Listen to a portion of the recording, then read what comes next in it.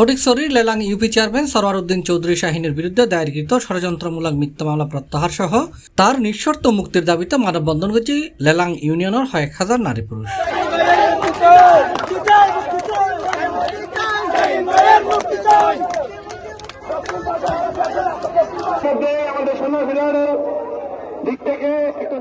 জানুয়ারি 12 তারিখ রোববার বিকাল 3টায় লেলাং ইউনিয়ন পরিষদ সংলগ্ন সড়কের 1 কিলোমিটার লাহা জুড়ে অনুষ্ঠিত এই মানববন্ধনত বক্তব্য রেখে আক্তার হোসেন মুন্সি, অমরকান্তি দেব, মুক্তিযোদ্ধা কামাল উদ্দিন, মাহবুবুল আলম, মাওলানা লোকমান বিন হারুম, মাওলানা আসগর আলী, মাস্টার সাইফুদ্দিন সহ আরো বহুত কি হয়।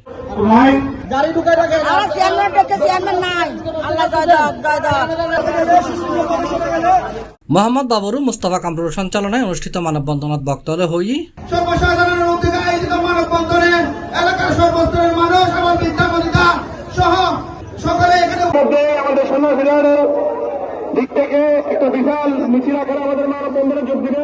উল্লেখ্য, হাটহাজারী থানার মাদ্রাসা ছাত্র হত্যা মামলাত গত 8 জানুয়ারি লেলাং ইউপি চেয়ারম্যান সরওয়ার উদ্দিন শাহিনুরে চট্টগ্রাম নগরীর ডিবি পুলিশে গ্রেপ্তার করেছে। আমার দৃষ্টি আকর্ষণ করছি আপনারা দুজন সি প্লাস টিভি, চট্টগ্রাম।